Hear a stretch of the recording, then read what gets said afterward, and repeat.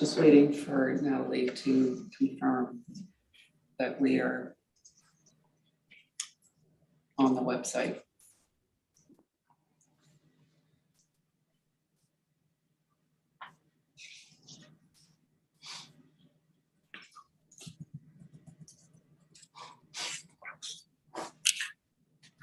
Natalie, can you see the waiting room? I can see it here. The waiting room? Yes. Yeah, okay. Okay, thanks, Chair. We're good? Yeah. Okay, morning, everybody, and I'd like to call this meeting to order. We would like to recognize that collectively we are on the unceded territories of all the First Nations within our regional boundaries. Could I have an approval of the agenda? Moved, seconded. Moved and seconded. Call the question, all in favor, closed, motion carried. Consent agenda. Did I have someone move the consent agenda? Consent agenda. Moved, seconded. Seconded. I have to remember to look at Tony. Is Tony with us? Moved and seconded, call the question, all in favor, opposed, motion carried. Business arising from the minutes, I don't believe there is any. Staff reports and other business. Don't think there's any there. CAO verbal update. Just one item, Chair, the Gold Bridge tipping fee bylaw that was due to come back this month was removed earlier this week. Just a bit more to look at in there, but it'll be ready for June. So that's it. And that's it. Okay. Very good, thank you. Motion to receive.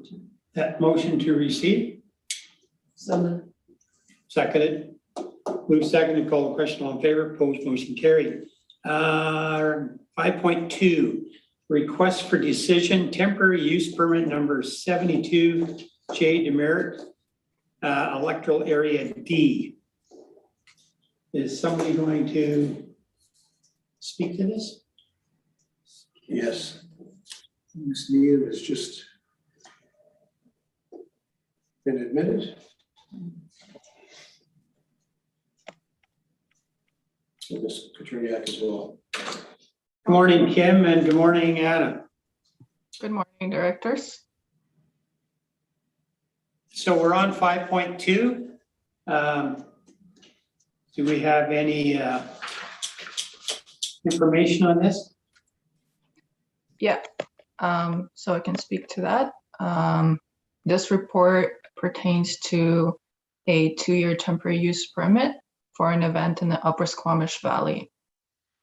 This event is a charity fundraiser for Captain's Camps, a leadership program for teenagers in the Sea to Sky region.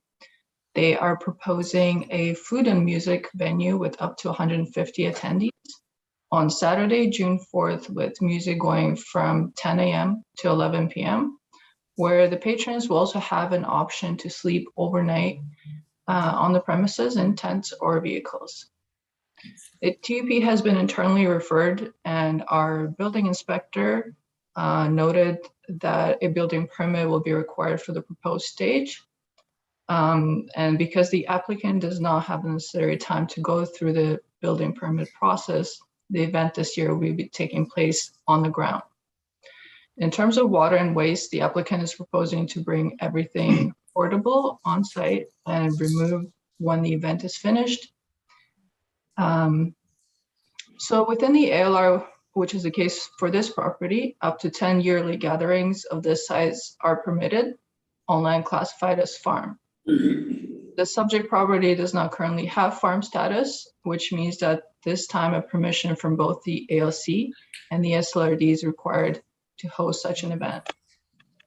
In the future, if farm status is obtained, the applicant will be able to go ahead with events of this size without a TUP or ALC permission. So this concludes the summary. If you have any questions, please let me know. Tony? Any questions? Director Birch-Jones. Thank you, Chair Mac. I just wondered if there'd been any consideration given to nesting birds, like they're talking about clearing brush for making room for parking. It looks like a spectacular piece of habitat from the picture. And I just wonder if we routinely in the springtime remember that birds are nesting in the bushes, in the brush, as they call it, and on the ground, in fact. So it's a comment for information, or does it come up in the review at all when we're considering these things? Mhm. Yeah, so land clearing definitely came up in the review. Unfortunately, we don't have any bylaws in place preventing them from clearing brush or even clearing trees, as that is one of the uses permitted on their site.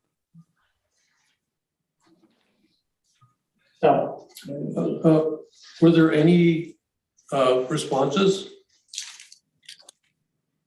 No, we have not received any feedback from the community so far. Thank you. Director Rainbow and Tony, just to give you a heads up, Chair Ford is joining us today and is sitting at the table and is going to assist us moving forward. Oh, so I better be polite then. I better not say anything. Yes. Yeah, okay. Thanks for warning me. Okay, back to this this particular topic. I didn't know anything about this until I read it in the agenda. My question is, did we talk to the Ashley Creek Foundation, which is the society, which is the community association for Upper Squamish Valley? And the reason I ask that is that I know there's been considerable community unrest in the past with noise from events such as this. And if this just happens and they don't know anything about it other than the obligatory kind of announcements we have to make, I expect a reaction. Mhm. So did we talk directly to them? We have not directly consulted with them, but that can certainly be done before the board meeting on May 25th. I think it should be. And I would have appreciated knowing about this ahead of time. And if I'd have known, I would have said to you right away, you need to get hold of the association. You need them on board. Otherwise, well, it's just not polite to not do it. Mm-hmm. Yeah. Okay, so do we want to make a recommendation then to move this to the regional board with the amendment just stating that we need to get in touch with the folks that live up in that area? I'd like to have a comment from the association before it goes to the board. Okay. How do we want to do that then? Well, can I make a motion that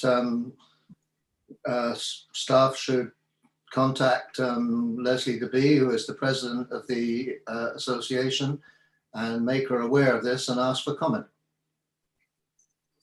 Okay. You got that, Kristen? Yes, so we could have that as not a recommendation to the board. That would be direction from the EAD committee to the staff. Yeah. And then it will just come back as part. We can leave the rest as recommendation. Okay, so do we have that motion moved and seconded? Seconded. Okay. Could we? Moved and seconded. Call a question. All in favor, opposed, motion carried. Did you have something else to say? Just wondered if we could remind the applicant to take into consideration nesting birds when they're doing the brush clearing for the parking. If that's a motion, I'll second that. Okay, I guess Anna, did you hear that comment? Yeah. Okay. So you'll take care of that. Yes. Thank you. So do we need to move and second that? So that I think could be a recommendation to the board as part of the next set. but not, and I'll ask Ms. Needham to chime in here, that I don't think we need to amend any of the other recommendations in the report, but just that reminder to the applicant, or how do you see that being incorporated? I think it's fine through the chair. I think we can just move forward and bring those comments directly to the board. But the reminder to the applicant to be aware of the nesting birds, that's just, is that gonna be That's reflected something- in the TUP, or? That'll be something that's referred specifically to the applicant, but as Ms. Koterniak suggested, in the ALR, applicants can do clearing. So, we would like them to be observant of that, and they would have to meet with all of the federal and provincial migratory bird regulations. And however, in the ALR, land clearing is allowed. Yeah. But I guess my thought then would be, we need to make sure that they're aware of the potential issue, because I'm sure they're not aware of migratory bird issues and all that sort of stuff. So, yeah, just to make sure that they are aware that whatever they do it with that in mind.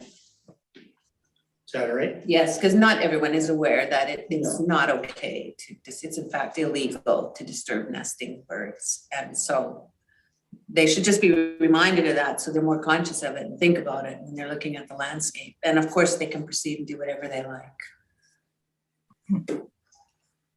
We're okay then? So that can be added as a fourth that on the Okay. agenda, So we need to move and second that? and well, we could That, move that, everything together, Yeah. like, so the three that's on the agenda. Okay, we plus- just add another one to it? Yeah. Okay.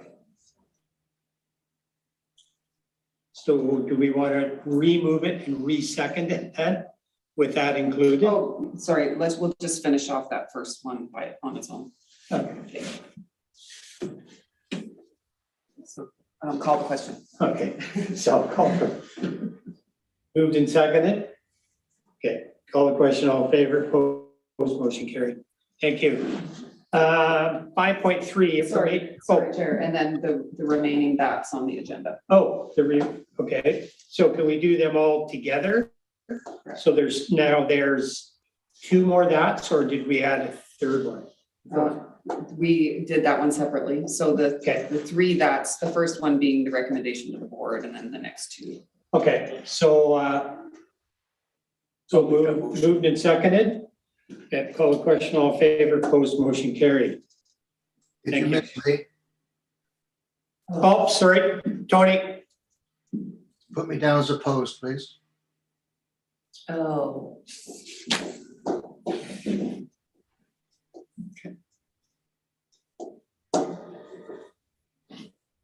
Okay. We'll have another chance to look at this. Yeah, that's what I'm just Board. sitting here thinking, okay, with that I should have in mind now, Okay, do we need to have more of a discussion on that because of that? I mean, it is in Tony's area and he's opposed to I don't want to support to it. it, then, I think we should be following his lead, to tell you the truth.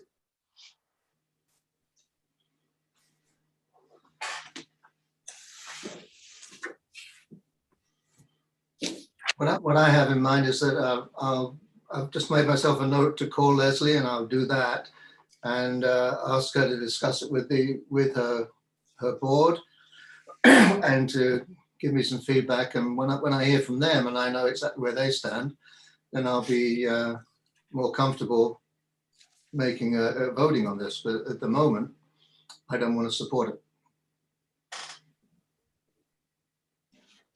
Yeah, Vivian, go ahead. But if I understand the process, we are just recommending this to the regional board at this point. And so there will be another opportunity to talk about it at the regional board when you have a bit more information, Director Rainbow, and I'll be very happy to change my vote at that point to follow your. Thank you.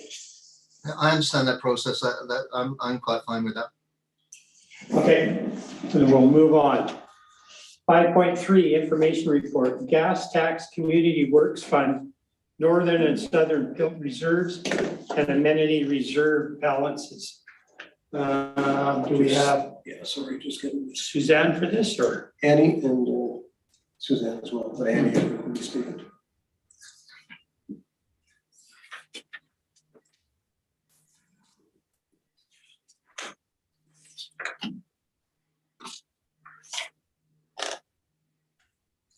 Morning, Suzanne, and good morning, Annie, wherever you may be. She was there, but. Yeah, I just saw her name and she was there and she's gone. Questions?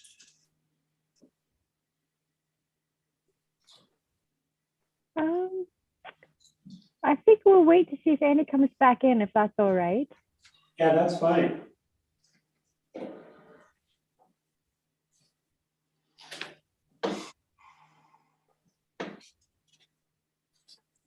I look at these categories and I just see so much potential with this money.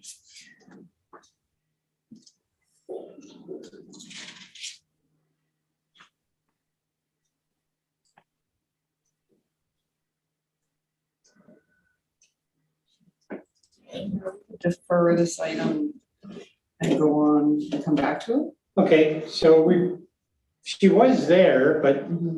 at least her name popped up. Oh, there she is, back in the waiting room. Oh, okay.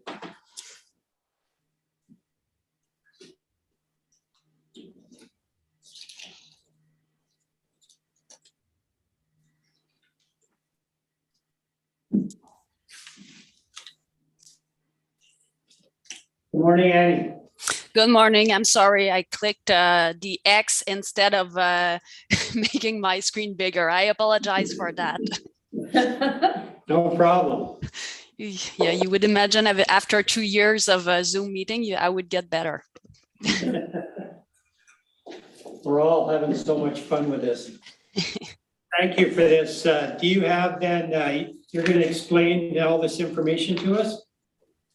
Yes, sure. So you have received the information for the reserve balance fund. I'm not sure in which level of detail you want me to go in. Do you want me to explain all the funds or just the balances? Balances. Pardon? Balances are okay with me. Sal, balances are okay? Yep, I got one question once we, Okay. go through. Tony, are balances, just the balances okay with you? Yeah, and I'm fine. Yes, that's good. Okay. Yeah, that's good. Thanks, Annie. Okay, so if we start with the community work fund, so the gas tax report. On this report, you see that there's an estimated balance at the end of the year that is available of $1,281,000. In the 2022 column, all the amounts in red have not been either received or paid yet. So some of them we need to receive invoices to apply these reserves fund against these expenses.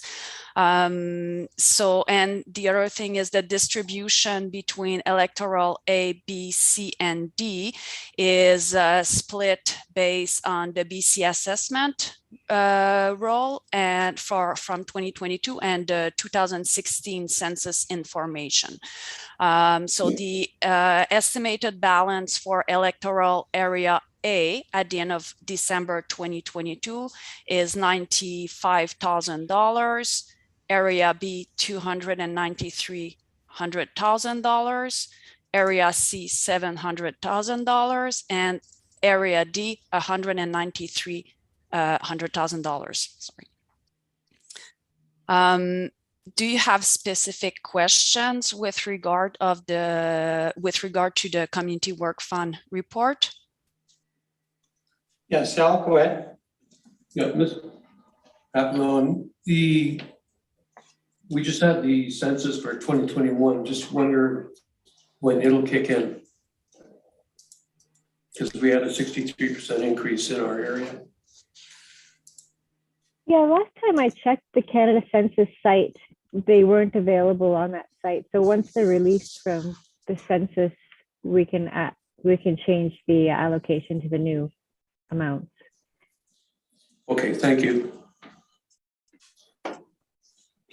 Okay, everybody's good with this, Seth? I Yeah, just Vivian, go ahead. wonder if we could do a little better with this fund. That seems to me to be a lot of money sitting there not working, you know, not gaining value in the meantime. But the Seton Park, the pace of that, you know, that $300,000 was set aside by Director McRae in 2017. And so far, the archaeology and then staff are looking at acquiring tenure for an adjacent property. And like, this has taken years. This pace is, I can see me going through this whole term with no progress on that. I would like to see a little more activity on the Seton Area B Park, but okay. Let's just stop there. Yeah, thank you. Okay, I guess my question is, like when I first started, so it was 7.5 years ago, it was extremely limited as to what you could spend these funds on. Like it was pretty much nothing. So they just kept going up and up and up. But it seems that over the years, they have added more, more things that you can actually spend your money on or the money on.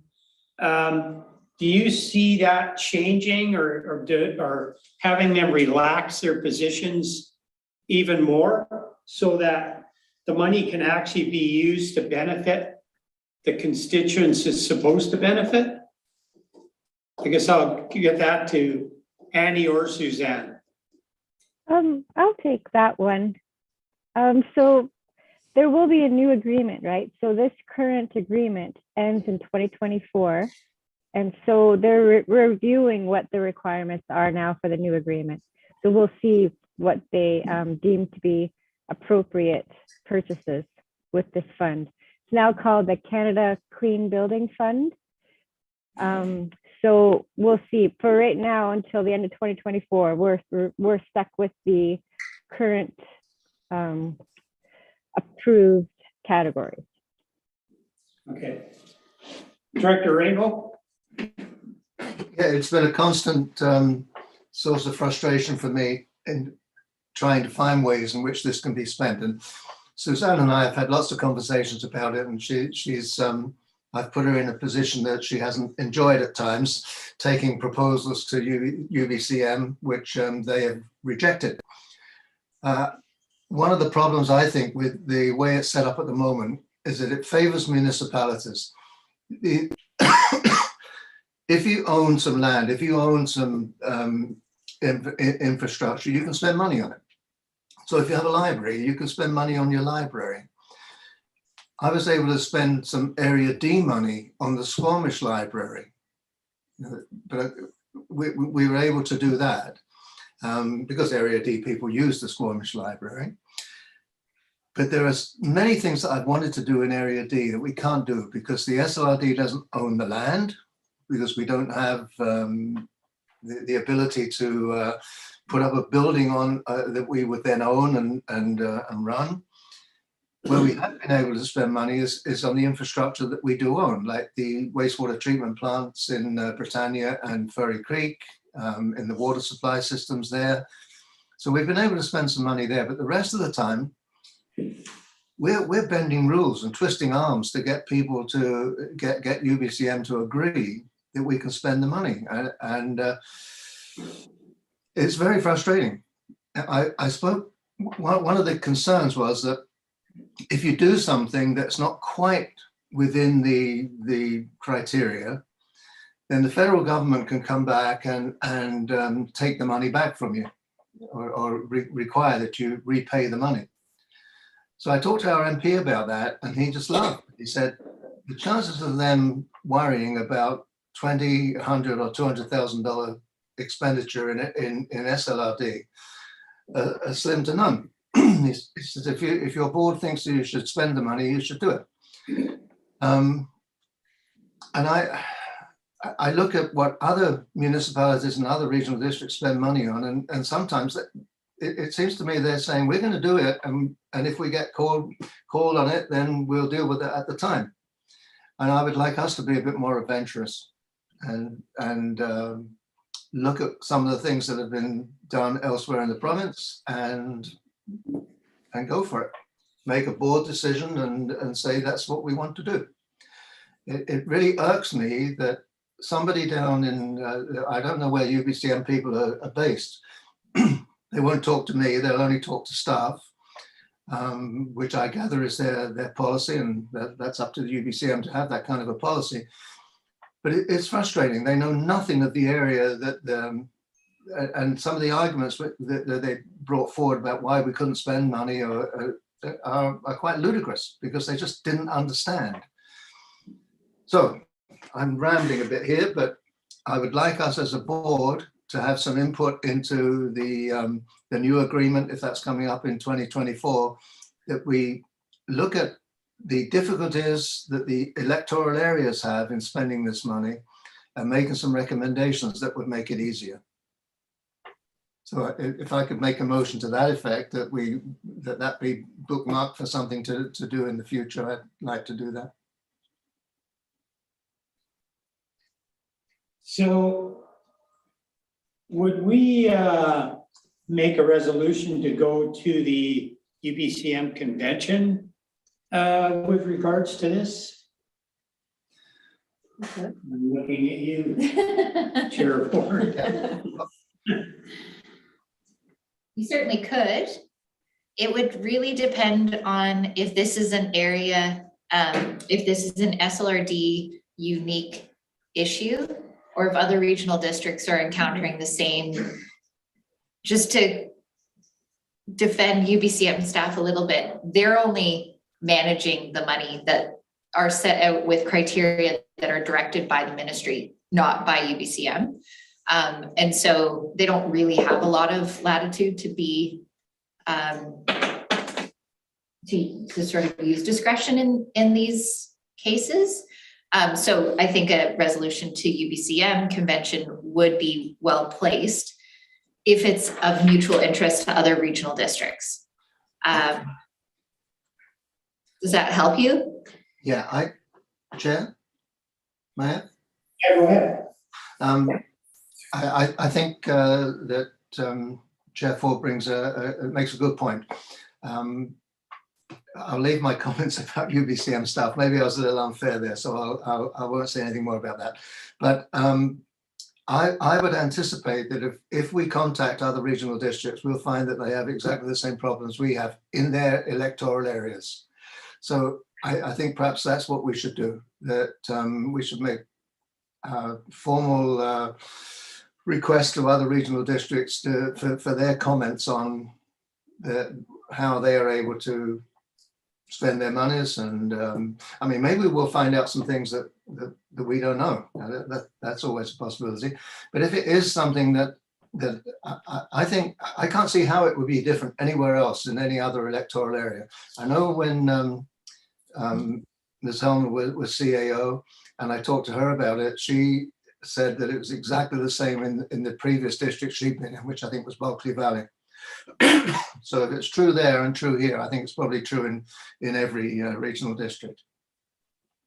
So perhaps what we should do is undertake to survey the other regional districts and get some sort of response from them. Yes, Suzanne, go ahead. Yeah, I just wanted to make comment about the fact that, Tony, you were relaying about the difficulties. So we can offer these funds to a society that owns land that wishes to provide a community service. So we have that form available that they have to fill out with all the details of the land, of their asset management practices. But there are that requirement that they have to have their own asset management practices to maintain and keep those infrastructure pieces alive for at least 6 years, as per the agreement. So there is opportunities, but you have to find that group or a society that will maintain the infrastructure. So that's the one issue we don't have. And also with regionally, regional infrastructure, for example, the Lillooet Rec Center and the Squamish Library, we can easily offer those funds to those member municipality infrastructures as well. So even though we don't have a large recreation center in Area D, there is one in District Squamish that the Area D citizens do use. So there is opportunities regionally to provide funds, but when it comes to our specific small electoral areas, it really either has to be, like I mentioned, owned and operated by ourselves or a society that we could fund. Yeah, and looking, I don't know what it's like in A, B, and C, but in Area D, I can't think of one society that owns any land that would be able to do that. You know, community associations, they don't own any land. So, you know, and just one more comment. The other opportunity for these funds is to be used for asset management. So we can use them for any kind of asset management requirements, assessments, condition assessments, making asset management plans. So there are some uses that we haven't fully tapped into yet. And that will be, you know, we will be able to use more of these for asset management plans when we start building those separate service area plans. Now, go ahead. Yeah, just thinking farther down, we're gonna be talking about regional parks for A, B, C, and D. And there's opportunities to use the funds in those. So the one question that Tony brought up is, do the societies have to own the land, or could they be managing the a tenured land that the SRD has through a sub-license agreement? That's for you, Ms. LaFrance. So, yeah, so as long as the land is owned for the amount of time required per the agreement, so I think it's 6 years at least, then that's possible. You'd have to review their conditions on their land use conditions. Of course, I'd have to see everything in that form filled out that we have attached to the policy, but there is possibility, yes. Yep. Thank you, and it's nice to see both of you. I only see you on the email. The form is helpful because it helps us clarify our thinking on what will be a fit in this fund, right? And it is hard, you know, like I go public transit. Oh, wow, well, we can, oh, no, we can't, no, we can't, no, we can't. Local roads, yeah, there's a bridge at Downton that needs, like I always come up with all the reasons why we can't, like, it's big, but it's not big enough. The golf course is an obvious one that should benefit from this funding because that's actually an Area B, but their lease is not 6 years. They've tried for that, but they just are hiccuping along 1 year at a time. What we did at the recreation center was fantastic with the solar panels and the energy efficiency and so on. And maybe when the cultural center goes adjacent there, which is the master plan, this fund could be very good because we'd just be adding into. But yeah, a lot of the time I think, oh yeah, gas tax. But then when I look into it, I think, sadly, no, it doesn't quite fit. So yeah, there's definitely some room to get this some of this money a little closer to the ground in electoral areas. So, I got one more question. This is for, okay, go ahead. for Chair Ford. Through the process, at the civil meeting, my resolution was passed regarding legislated approval for regional districts on cutting permits, and it'll go to the UBCM next. So I'm wondering if that same process couldn't be used, because I know at Silga, we got lots of electoral areas in that Silga. And I'm sure that every one of them has same issues with this. So if we went to these local government associations first with resolutions and get them passed there, and then on to UBCM. And I could envision the resolution being something like Tony suggested, whereby we ask for input into the ministry that creates the criteria, that local governments have that option to review it and approve it and so on and so forth. Yeah, that's the preferred method for resolutions from a regional district or from a municipality, to put it through your area association first, rally support at that local level, sort of that area level. And then if it's supported, then it's elevated up to UBCM, because we get 205 resolutions from the whole province at the UBCM level, and we never get through them all. And so the idea is that it gets vetted through that smaller association first, to sort of combine good resolutions and have one resolution rather than 5 resolutions coming forward from all the different areas. But in this case, you would then have to wait until next year for Silga.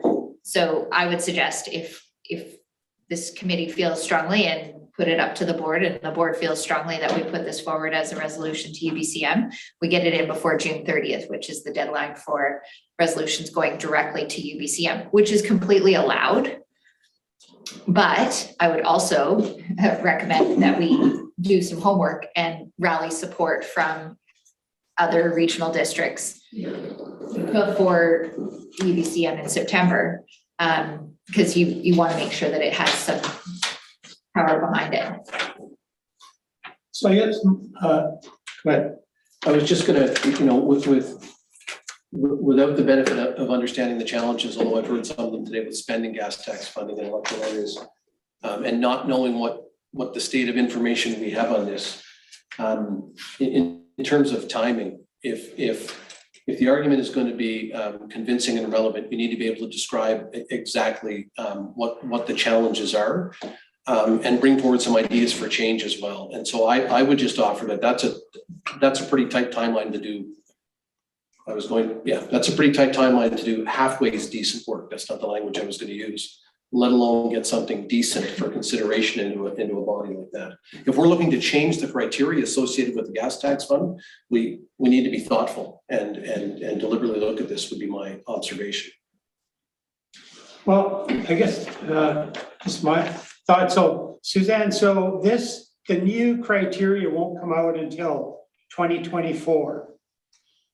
So in the meantime, they are looking at maybe changing that criteria to add more ways to spend this money or more things to spend it on. So do we have a bit of time to get our our concerns to that panel or board that's making those changes, or making those changes? So we don't have to have it. We can do a good job of making our case and getting it in there by, we've got 2023, the rest of 2022, 23, and whether it comes out early in 24 or late, who knows? We might have 2 years to work on this. Yeah. And to get support from other regional districts. And then we're doing it right.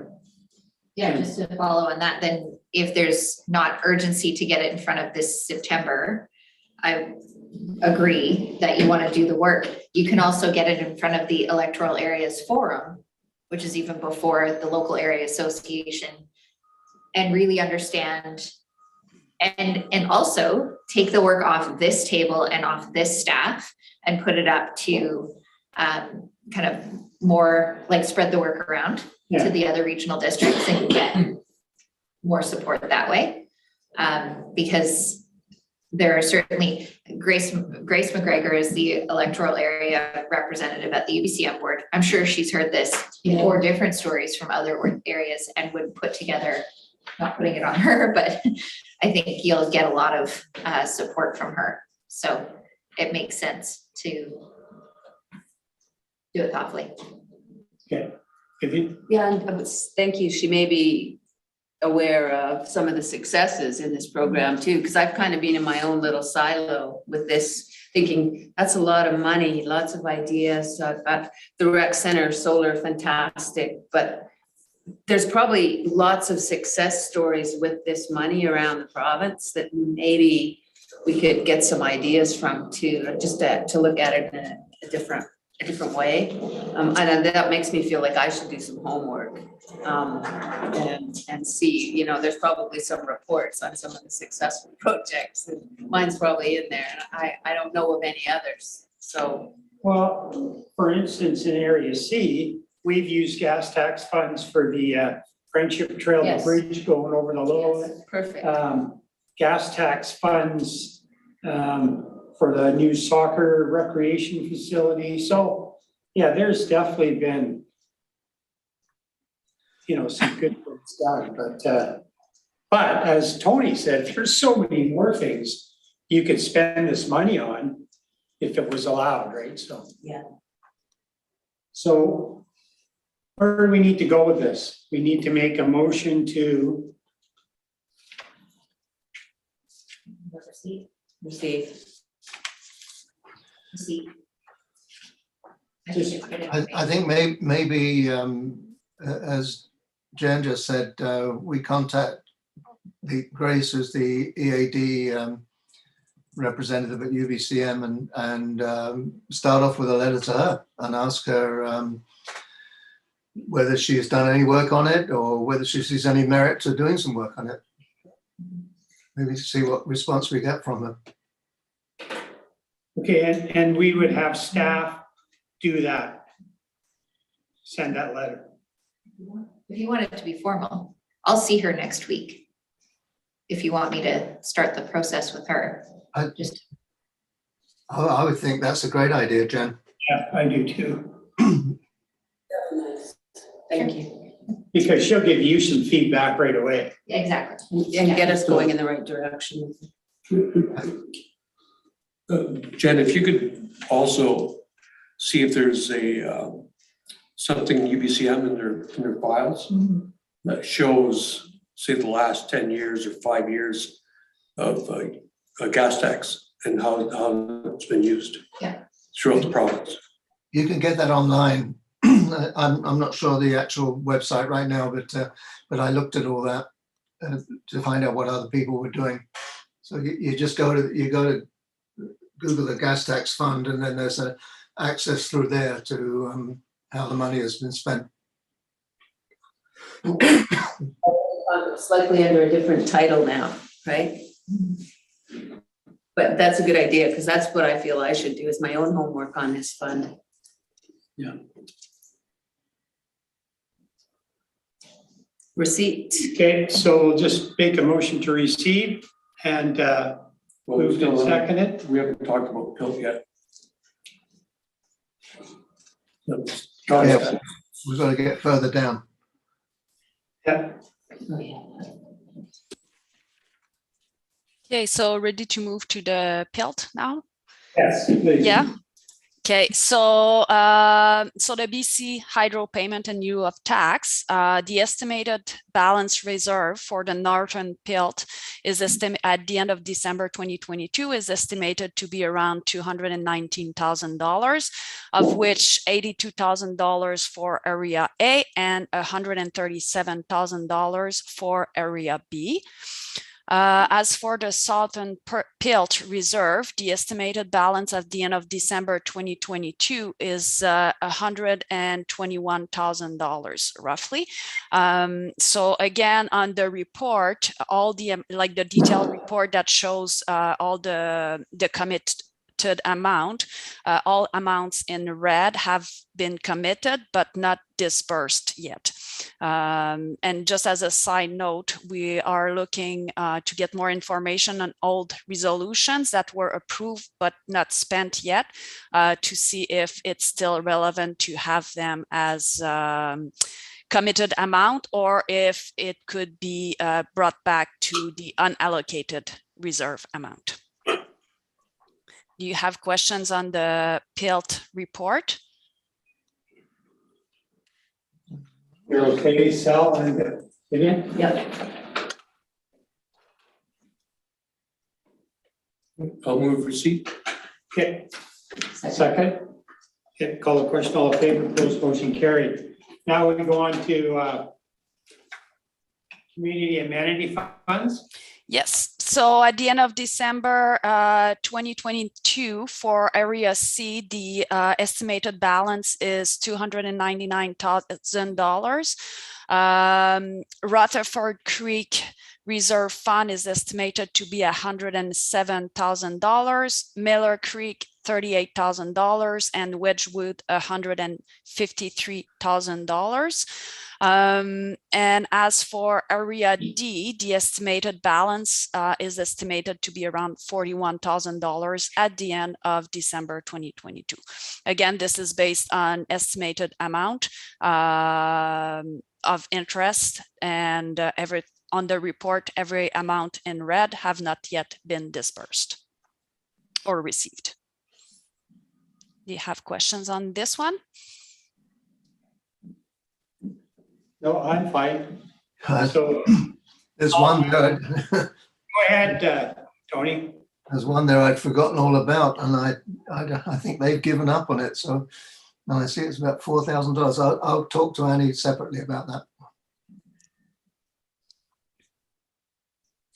Okay, you're okay then? Yeah, fine. Yeah. Okay, we'll all move the amenity funds portion of this. Seconded by Sal. Call question, all in favor, opposed, motion carried. So that gets us through that.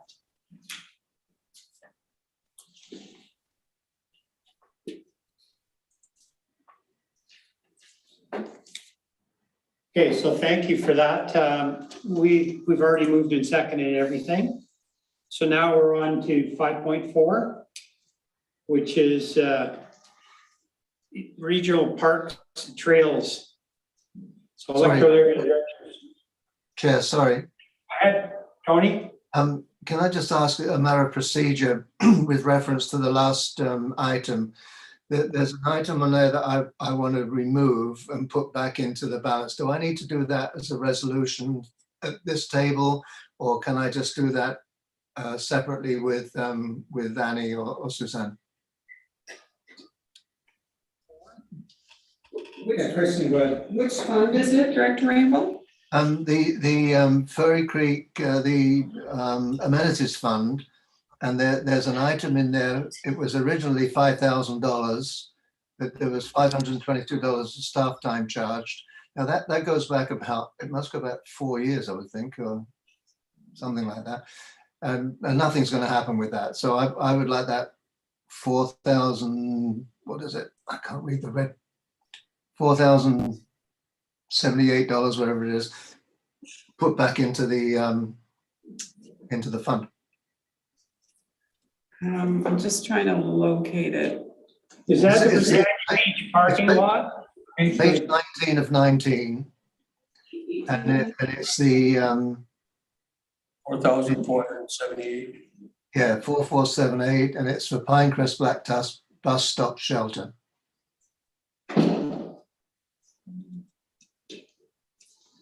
Page 19 of 19. Oh, I see.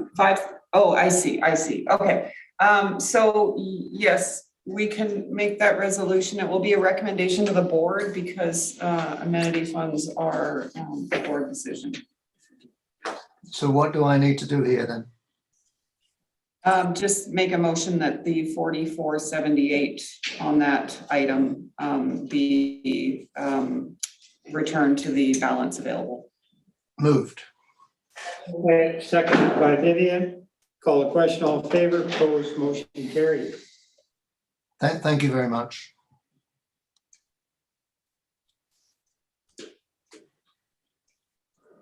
Okay, now we move on to 5.4.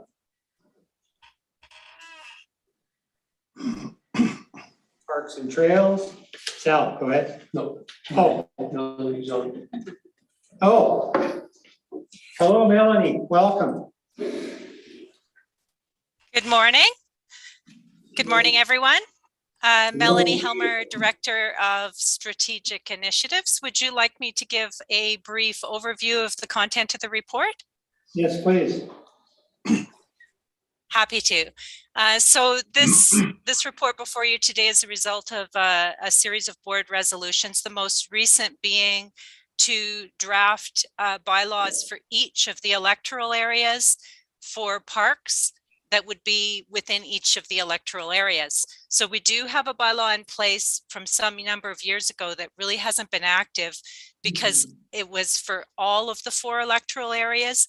And so the direction was to make one for each of the electoral areas. So each of you as directors would be able to make decisions with respect to your specific areas. So normally what happens with service establishment bylaws, they require either an alternate approval process or assent voting. But there's a fairly constrained list of different service establishments that can be set up where it can be go to the board makes a decision, and then you as an electoral area director can consent to that process. Then it goes over to the province, to the inspector of municipalities, and comes back and can be approved by the board. And regional parks is one of them. The constraints on regional parks are that it has to be able to be the full electoral area. It's not like little pieces of electoral areas, and it has to be established without borrowing. And in this case, the intent was to set up parks so there would be an ability to access funding, but there was no references in anything to borrowing. And the intent was that each electoral area would have its full boundaries encompassed within the service. So this fits exactly perfectly to the intention under the legislation. What that means is it's a faster and much less expensive process in order to proceed with the service establishment. Okay, so for financial considerations, what would happen with this bylaw? It would be very similar in a sense to civic addressing. You would look at it, you would make a decision, or many of your other services that you have a conversation with the director of finance, and it becomes a part of the budget process as to how much money are we going to requisition, and what staff priorities do we have in place that this would fall within. So this would then become part of that regular budget process that you have in place every year if these bylaws were to be adopted. The current bylaw, which is for all 4 electoral areas, does have reserve funds associated as well as some assets associated. So the assets themselves can be moved over, and some of the reserve funds can be moved over. For example, select funds that have been put there could be taken back and put directly into the specific electoral areas service. There's a few reserve funds which are listed on page 4 of the staff report that you cannot transfer the balances. So what would have to be done with any funds that are there if you want to use them for your particular electoral area, and if these bylaws were to be adopted, you could expend the monies from the existing bylaw as long as it's for an eligible purpose. And then that item, if let's say it was part of an asset improvement, the asset itself could be transferred. Once all of the reserve funds and all of the assets would be removed from that bylaw, it could actually then be repealed. So I think that covers that piece. And then for regional considerations, this lines up with the board's mission to enhance the quality of life of constituents through the facilitation of regional and community services for the benefit of present and future generations, as well as the board's strategic priority for supporting regional parks and trails with clean and well-maintained assets and facilities. If the recommendations on here today, if the committee is supportive, they would be a recommendation to the regional board. And if the board were to pass first 3 readings, then staff would request each of you to sign your respective sign your consent to your respective bylaw, and then that would be then forwarded to the municipalities, Municipal Affairs Inspector of Municipalities for review. And then when it gets back from them, it would go back to the board for further consideration of adoption. So I think that's it. I'm happy to take any questions. Vivian. Thank you. I don't have much action on parks in Area B. We took a run at the Texas Creek Park, which we started out so optimistically, but which was then pretty much axed at the end by one of the First Nations voices, and quite legitimately. It's too bad about the way the process unfolded, and I take some responsibility for that, but we all did the best we could. My Seton Park seems pretty moribund, but that money would be moved over into this reserve for B, waiting for some activity. And this service establishment bylaw could, in the event that we needed some more money for that, for maintenance going into the future, we could use this bylaw for that purpose. Am I understanding that right? Are people following me? Does that make sense so far? Through the chair, that would be correct. You could have the bylaw, the annual requisition could be set at 0, or it could be set at whatever number is agreed to through the budget process each year. And anything, the wording is done broadly, so that basically anything that's associated with parks or trails in your electoral area that you want to have associated with this service could fall under that ability, as long as it's an SLRD park or trail or a part of that service.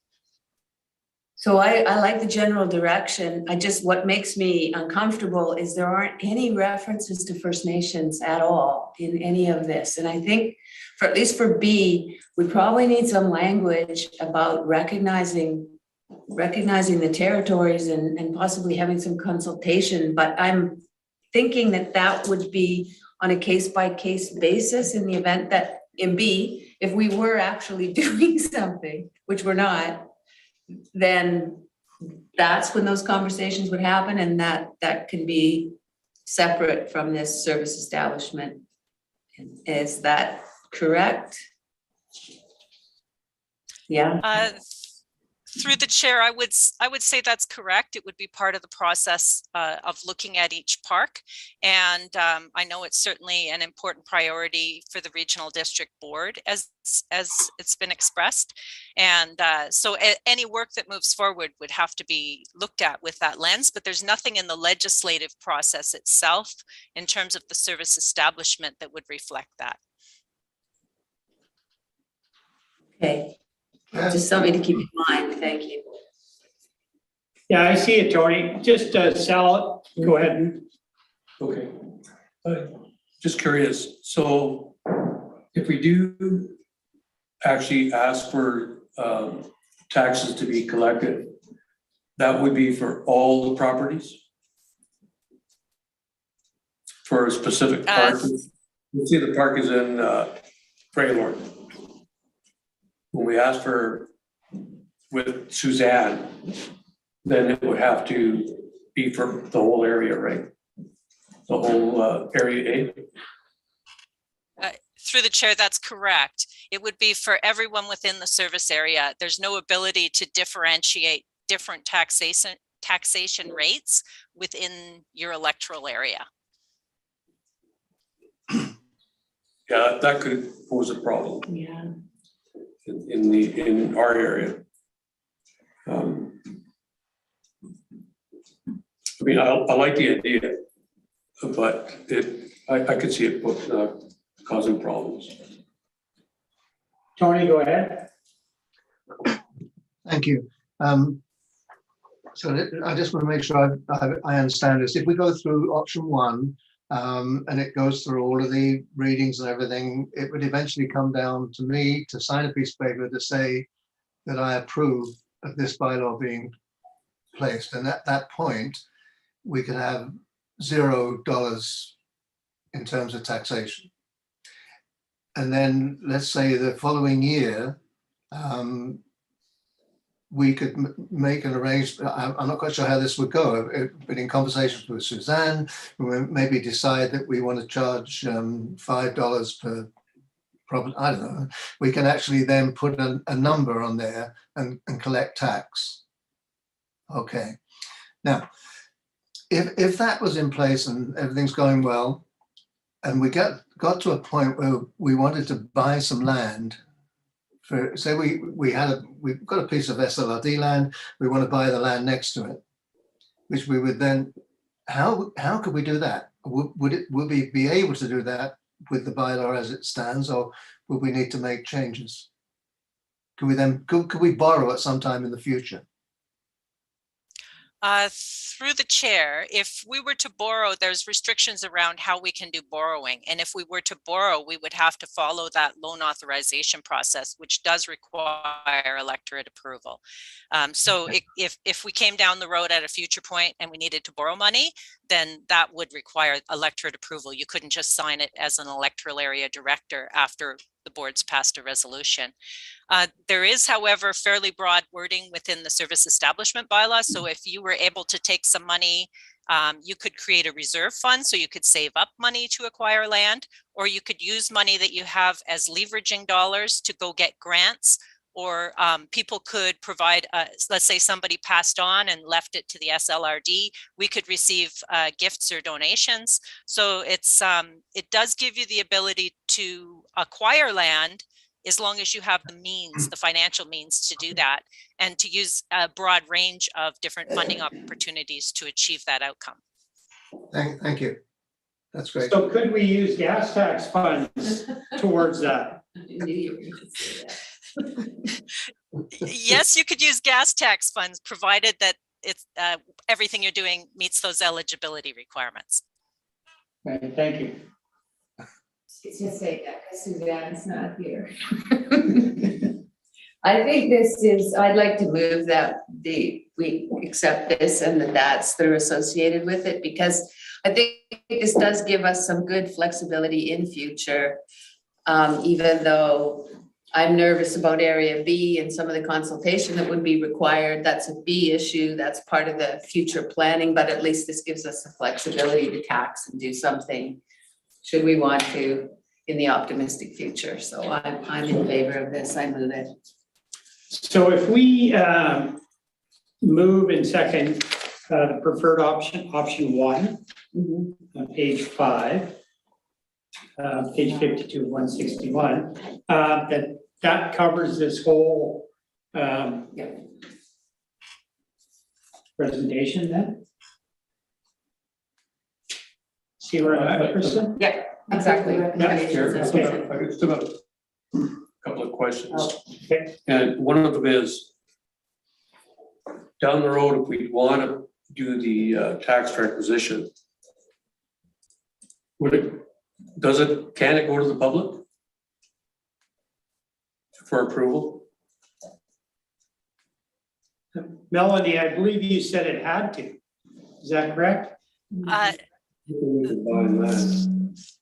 So through the chair, I'm not, first of all, I'm not completely sure I understand the question. We were talking about borrowing in relation to the Director Rainbow's request. I think this is a more generic question, and our budget process is a public consultation process each year. So if there is a desire to have some level of further engagement in a particular electoral area associated with particular pieces of work that might be planned, there is an ability to do that.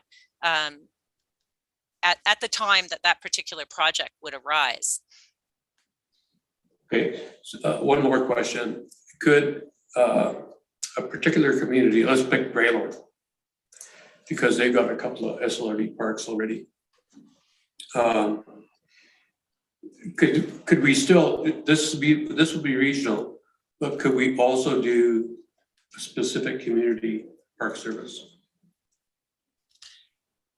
Through the chair, yes, there could be an additional separate service establishment that would encompass specific geographic area or specific assets that you wanted to have a separate service establishment bylaw for. That could be done. That one, however, would have to go out to the electorate for approval, and that would have to either be an AAP or assent voting. There's a restriction on the taxation limit that you have in place for AAP. So if it was low enough annual requisition, it could be an AAP. Otherwise, it would have to be assent voting. That clears it up for me. And the other piece is like we talked about on the phone, was taking a piece of property that's a rec reserve with the government, so it's crown property, and asking it to be transferred to the SLRD. And so once you've got that, because this is a big item for sure in our area. So we've got that rec reserve, and the SRD can go into a partnership agreement with a community organization to manage it. That's still doable through this process, regional parks. Yeah, through the chair. So we can acquire lands, we can have assets associated with the service for sure. So that piece, if there was a desire to acquire a particular parkland in area A and associate it, that could definitely be done. And then all of those improvements under this bylaw. And there's an ability as well to enter into agreements in order for people to carry out duties associated with the parks. So if we wanted to contract with an organization or an individual to complete certain works associated with the park for a period of time, then that could be done in accordance with our regular process for entering into agreements. Okay, thank you. Okay, everybody's good with this then? So Vivian's gonna move it. Move option 1, please. Yep, Okay. the recommendation. Tony's gonna second it. And that's the option 1, the preferred option. So moved and seconded, call the question, all in favor, opposed, motion carried. Thank you. I just need one comment. Yeah. We've got an issue with the rec site on top of the lake. And the rec officer actually asked me, why doesn't this SLB take it over? It's got private properties on either side of it, and there's some issues there. And there's no way that they can, with the resources that they have, that you can manage that. So that's one of the conversations that I've had just on this topic. Okay, so we'll move on to 5.5, which is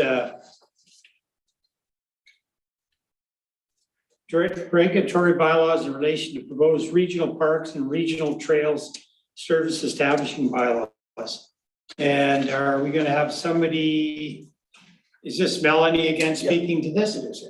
Very good. Yes, thank you, Chair. So this came up during the discussion with a couple of the electoral area directors when we were discussing the service establishment bylaws that are proposed, and just got recommendations to the regional board as to whether we wanted to lay out some ground rules associated with do's and don'ts within the park, and enforcement if people are not respecting the uses. Of course, we hope that everyone's going to be respectful in all their uses of parks and facilities. But if there are clearly communicated guidelines, it can help with that process.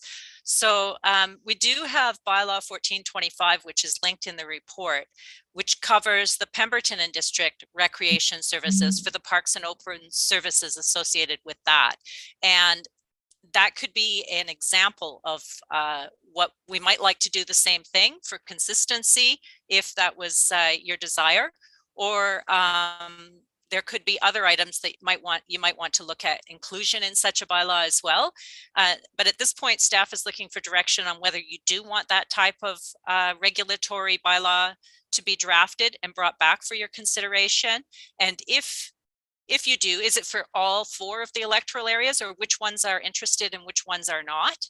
And in addition to that, during the course of looking at the regulatory piece, of course, fees and charges came up. So then, although there's no requirement and nobody has mentioned having a fees and charges bylaw, this could also be set up to support fees and charges associated with the use and provide some level of recovery for certain uses that might occur within the facility.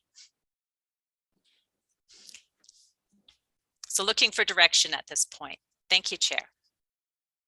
Thank you. Vivian.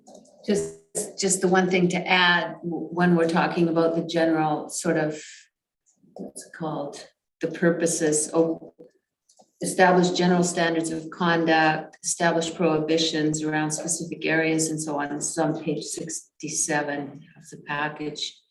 We should probably add something about First Nation heritage or some of the historic archaeological considerations. I mean, maybe that is just automatically included, but I think we better, I would be happy to have it mentioned here as well.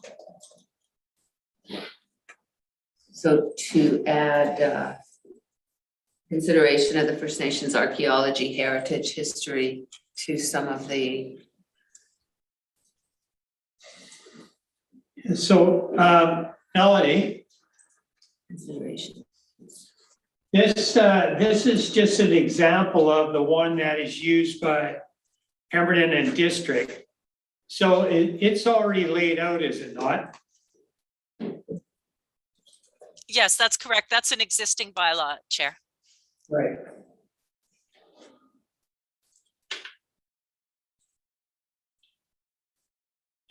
So yes, yeah, Sal, go ahead.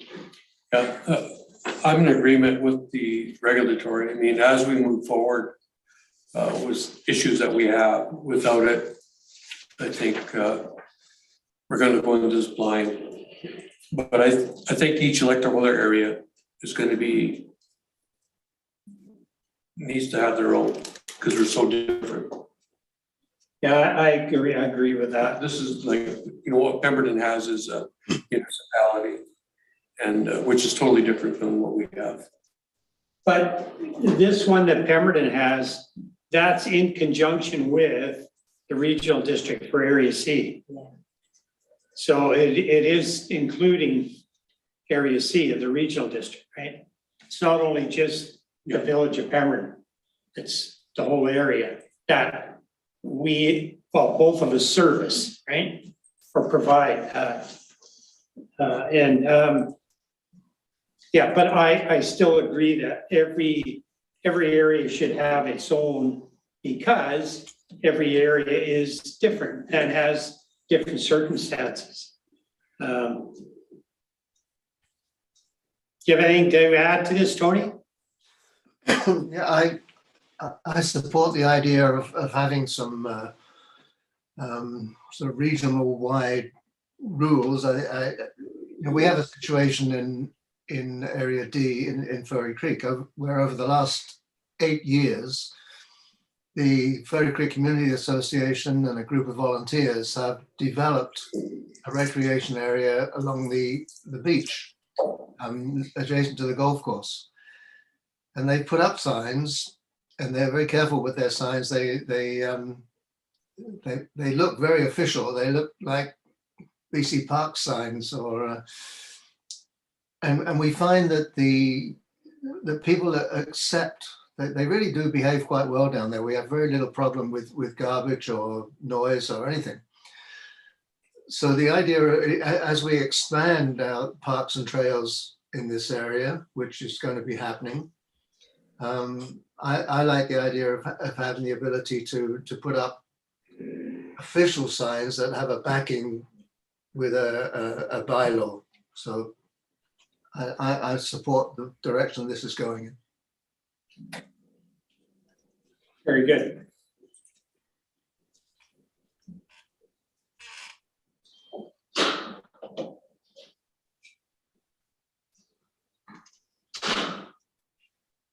Okay, I'm just scrolling down here.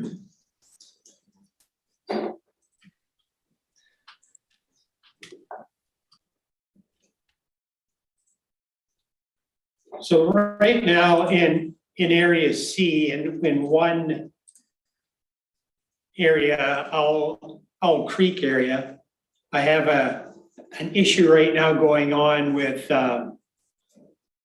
firearms.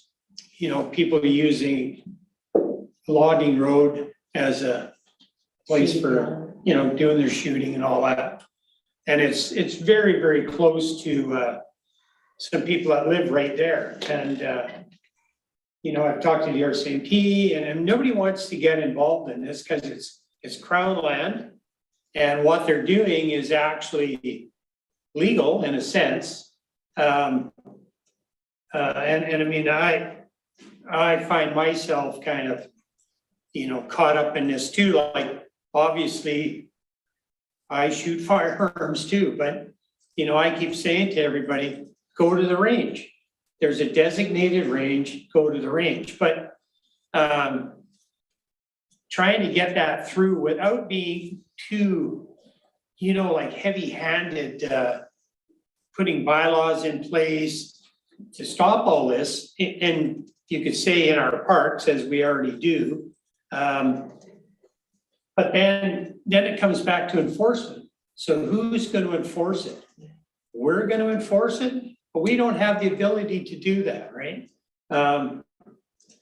So like I see here in the one, it says, you know, firearms and hunting. Yeah, that's just, I guess, something that I'm going to have a chat with the administrator and our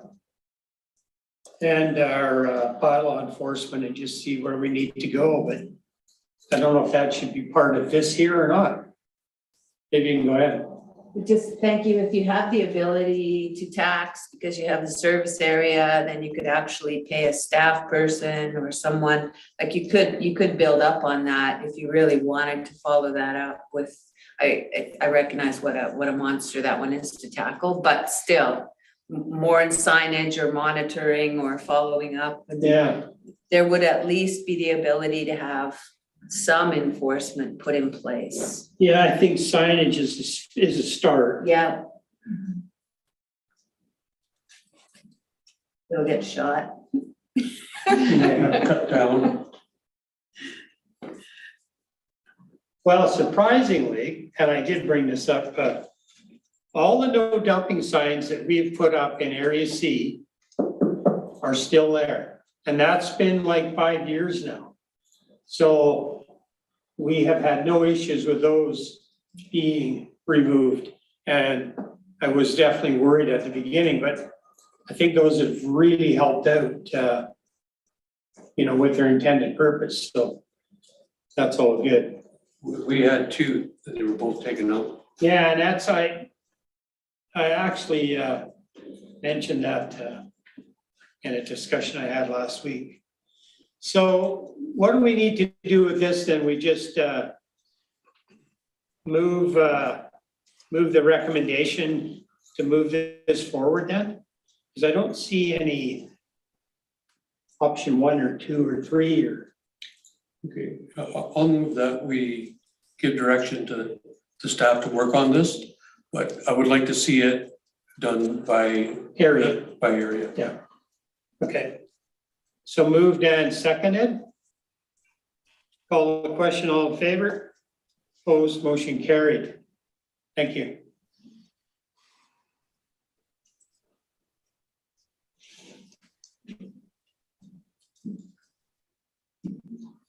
Okay, and the next is elections bylaw amendment and cost sharing arrangements associated with conducting elections. And who's going to speak to this? Chair, do you mind if I just back up? Because I had some notes here on this that I forgot to mention on the last topic, just that, Go ahead. that this, when we have some activity in this area, or when we're planning a community-to-community forum in Area B, this is a very good topic. Parks and trails is something that the Northern Economic Development Initiative Committee wanted to work on with First Nations, and so these efforts could be kind of combined as a part of the future plan. Okay. Thank you.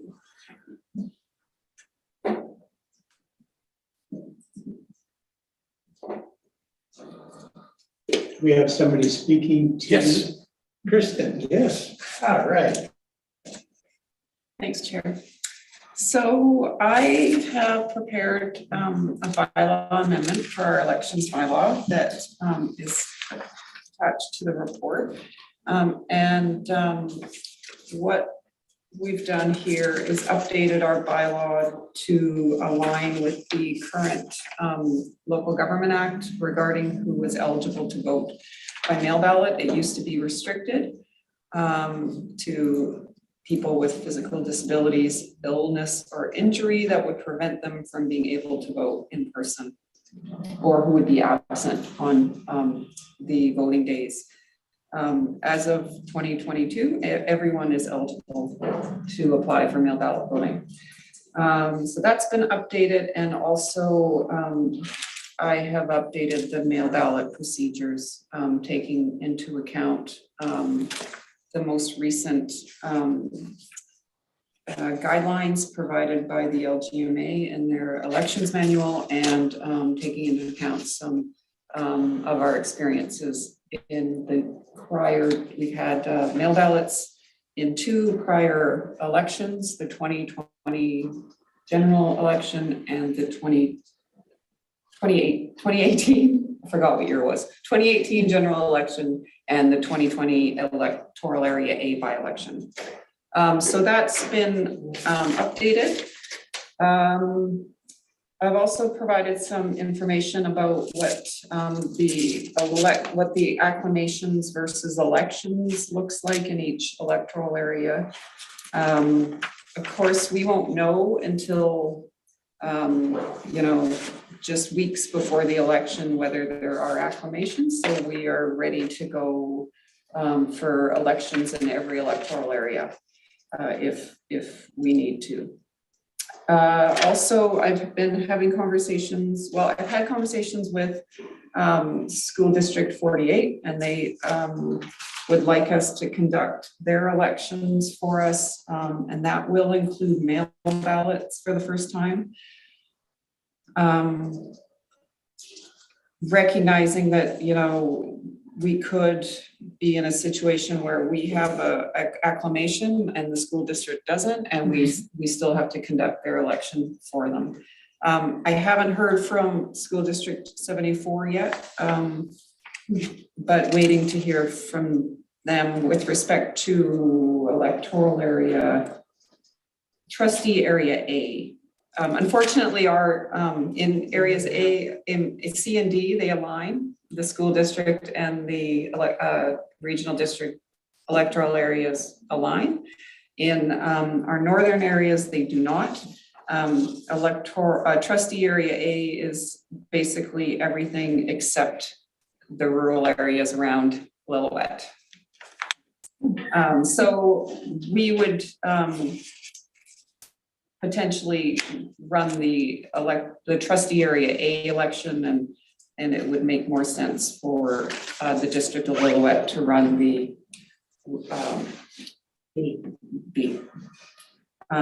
So looking for authorization to enter into those cost sharing agreements.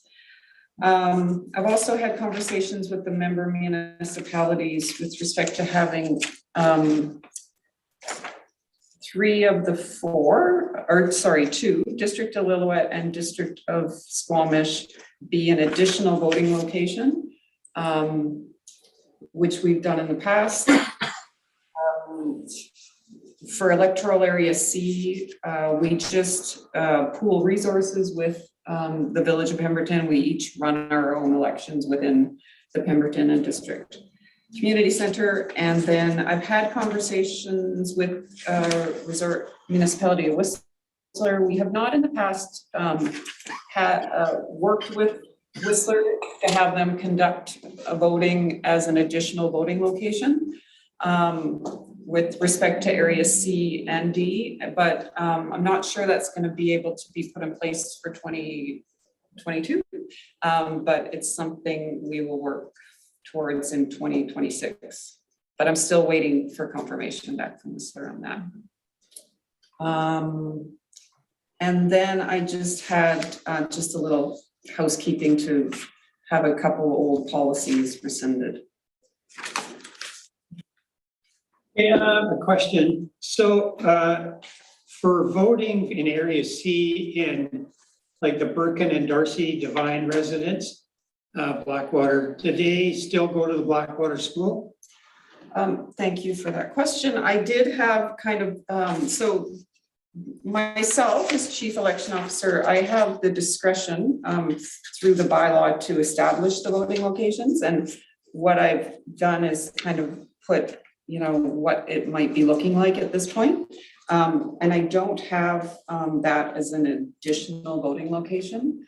I am concerned about our ability to staff for elections for locations. It's just, there's going to be a lot of people from out in that area that won't be voting because that's a long ways to go from there to the community center.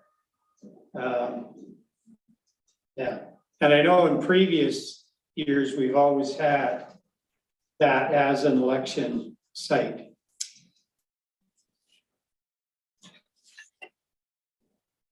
Yes, so probably in 2014. Yeah, well, 2018. There was an acclamation, Right. so 20, yeah, so yes, aware of that, also recognizing that the expanded mail ballots that will be available in this election. It is something I mean, I'm very concerned with the finding workers, concerned with planning for COVID in October, COVID/flu season, any communicable disease. Probably will need 3 staff at each location. We've always gone with 2. So I am concerned with that.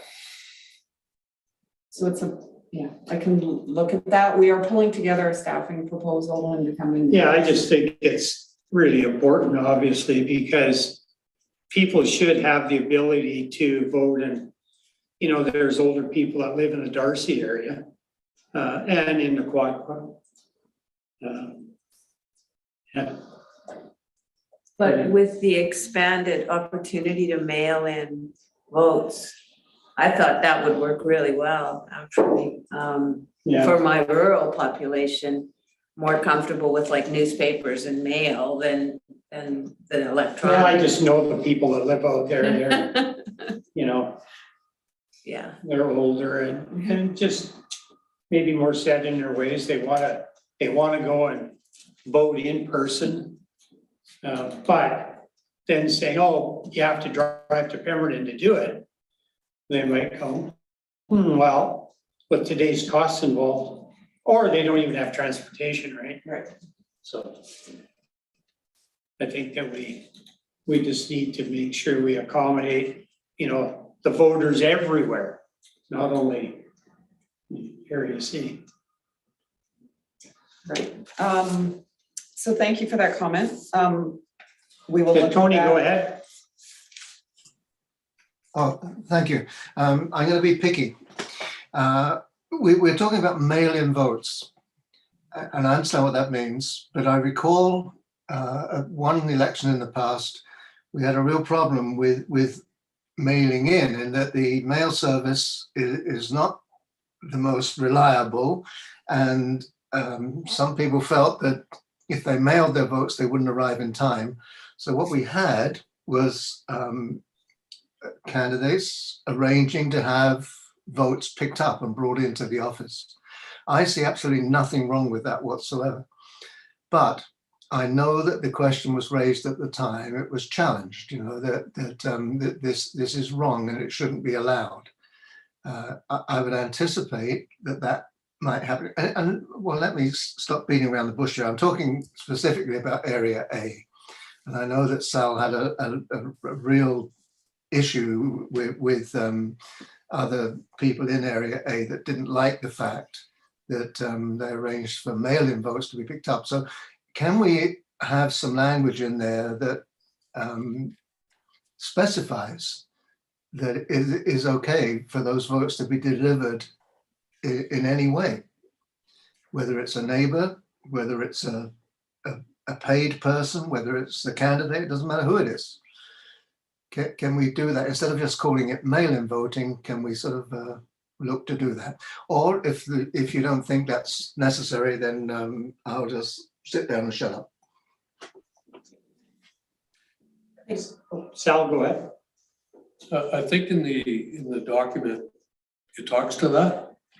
And the people that are going to be picking up, they have to sign, the person that's voting has to have authorization that that particular person can pick them up. Correct? That's correct. And this was something that was not in the recognizing mail ballot process is very new in BC, but in the LGMA in their updated template for mail ballot processes, they have now included this authorized person wording, which I've included in our bylaw amendment. So there is an authorized person, and the chief election officer has the discretion to request that an authorized person show ID and sign a form before providing them with the mail ballot package. Yeah. So if you don't mind, I have a question also. I'd like to see, because there's lots of wording in there about the timelines, if we could have a table on the mail ballot, so that when they, just everything you've got in there, but in a little table that we can share with the community, because the timelines are pretty tight. So Sal, do you mean like by now candidates will intend to declare, by now you have to Yeah. get your vote in the mail by now, Yeah, like that? exactly, yeah. I'm not sure I'm gonna be able to tell somebody when they have to have something in the mail by. And I did go into quite a bit of detail, kind of explaining the constraints. It's not unique to this regional district by any means. It's, in our rural areas, it is a very challenging timeline. And I've tried to kind of lay out why that is. It's very constrained, and it's, we really need people to be requesting those mail ballots as early as I will set a date. The chief election officer will set a date on when requests can start to be made, but we kind of tend to have a whole bunch that can go out, every day that ticks by, don't know if it's going to get back. And new this year is there's a new statutory holiday in that very constrained period. Now we have people, so we have two ways of providing the mail ballot packages. One is by regular mail. The other is to be picked up. People are free to courier documents back or drop them off. So,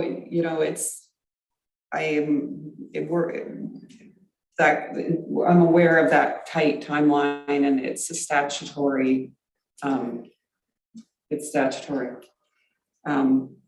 so it's a challenge. Yeah, if people in our valley that actually live there wanted to mail it, you know, it's basically, it's a 5 days to get anything mailed out, to get to anywhere from our valley. And then again, another 5 days to come back, unless it's couriered. Like, we can't courier it anyway, unless you go to Lillooet to get it couriered out. It makes it really difficult for rural remote areas. And then we've also got the added issue of all the non-resident property owners that basically would have to do a mail ballot, because they're not going to be there, which is a big concern. And that's kind of some of the issues we ran into in my by-election.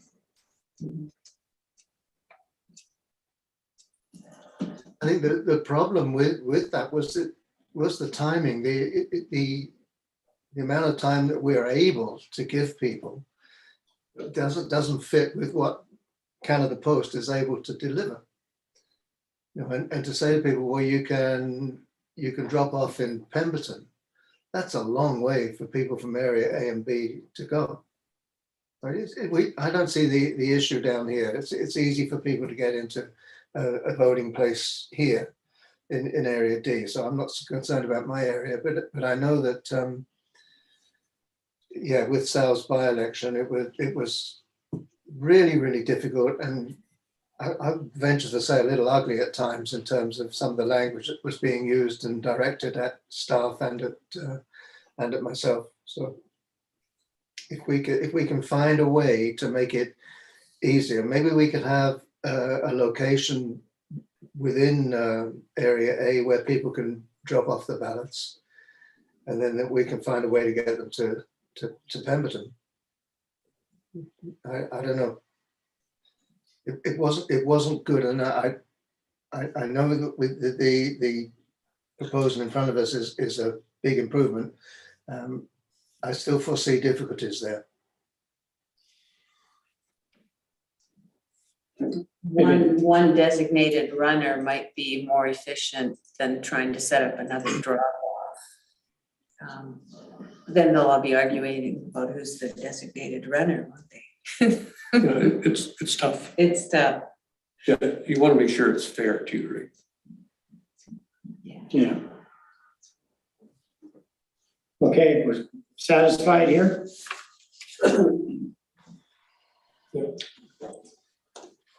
Somebody wants to make a motion then for option 1?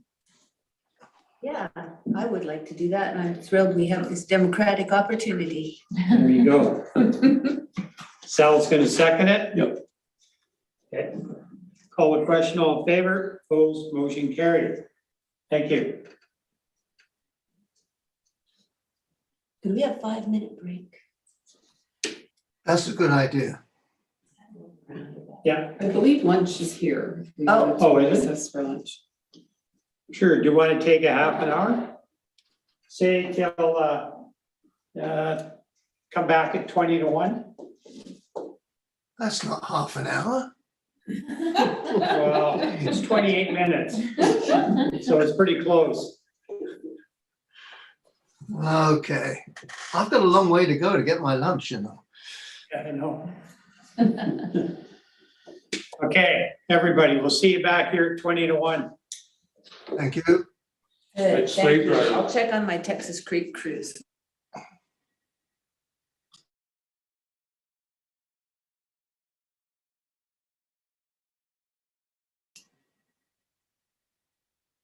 Craig, can you hear me? Craig? I did get your email this morning, but just before the meeting, so I didn't get a chance to respond about the thing that's coming up next, the pump track. So what? Yeah, no worries. Are we still live streaming?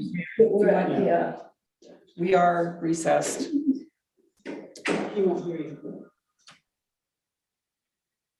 We're live streaming still?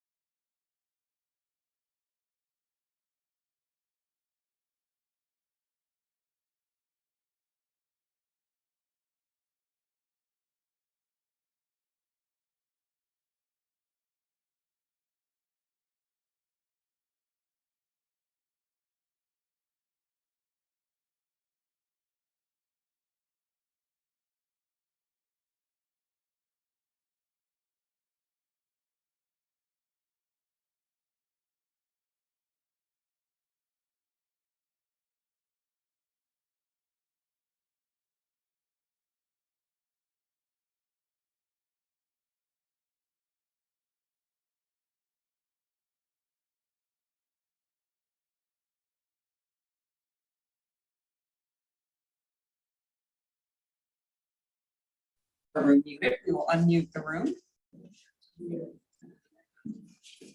Okay, you ready? Okay, we'll call this meeting back to order.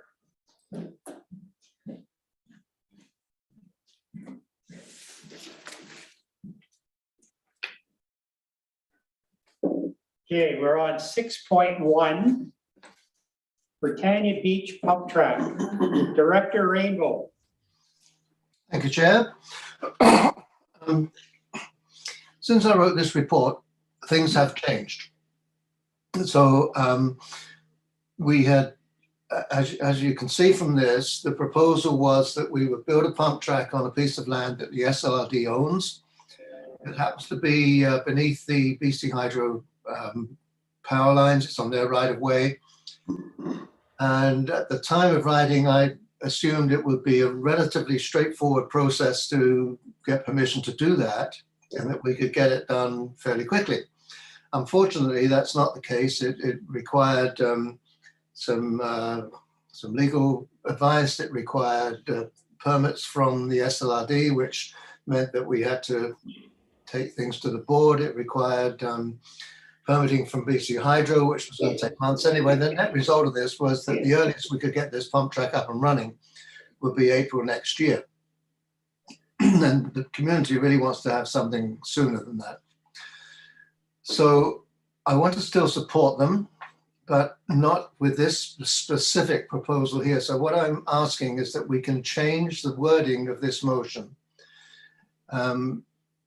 If you just look at where it says that up to $10,000 be allocated and follow it through until it says construction by Britannia Beach Community Association of a pump track, period. So delete on SLRD owned land at Britannia Beach, subject to, and delete the two subjects. So really all I'm asking for here is for approval for $10,000 of amenities funds to be made available to the construction of a pump track. Now, they will come back to me once they found another site. They're actively pursuing one at the moment. They think they have permission. And at that point, I would need to, I guess, bring a further, I'm not sure what I need to do at that point, but I'll be advised on that.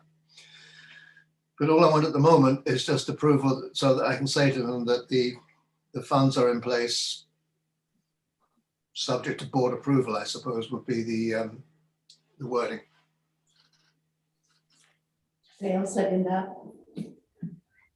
Okay, moved and seconded. Call the question, all in favor, opposed, motion carried. You got that okay, Kristen? The updated version? Yes, thank you. Very good. Okay, we're on to 6.2. And this would be Director Rainbow once again. Thank you. Does this, I hope I specifically referenced Whistler Olympic Park. Oh yes, I did. Whistler Olympic Park, it was, for those of you that don't know, it's a legacy that was set up after the 2010 Olympics. And it got to a point where nothing much was happening there, or not enough was happening there. And they're really trying to sort of improve the facility and increase the amount of activity there. And last year we put a considerable amount of money from the gas tax funds to help with some snow creating equipment.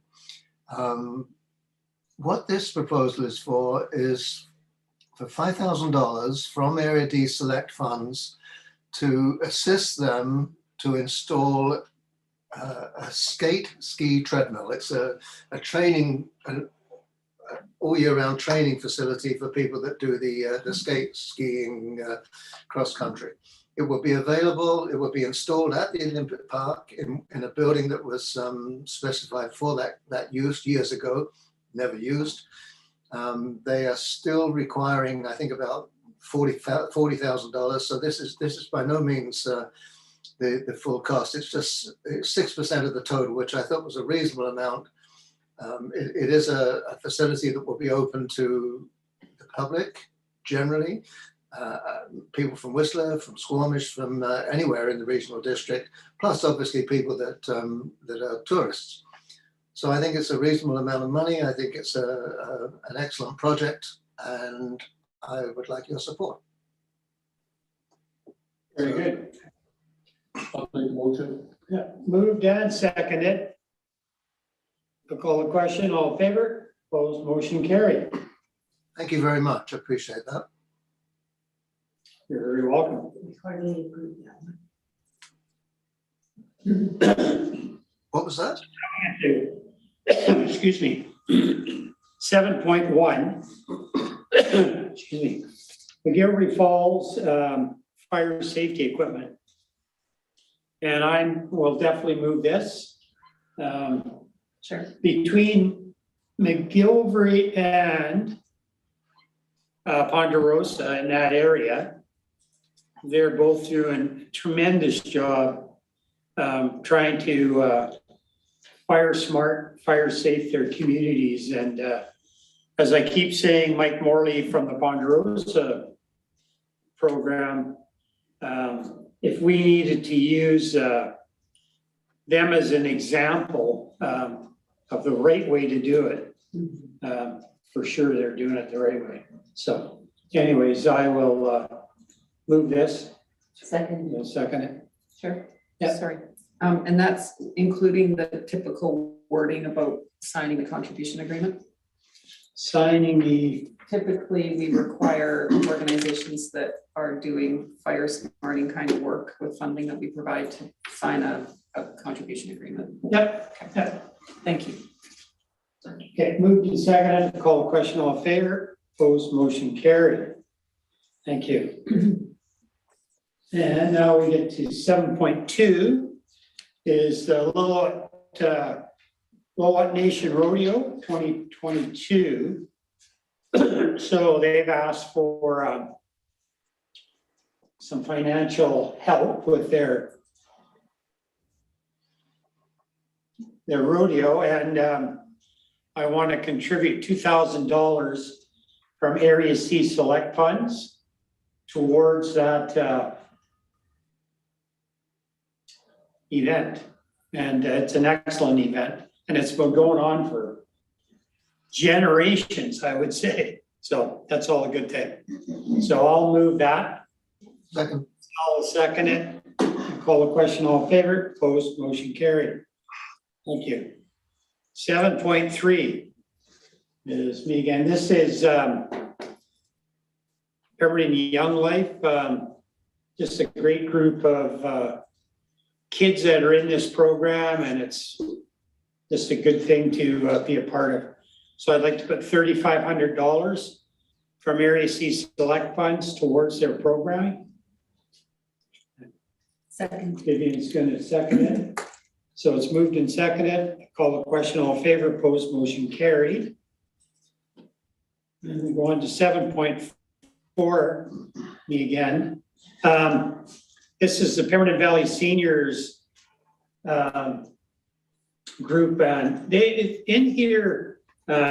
Marty Simon had written this, and she, I had told them to request Area C Select Funds.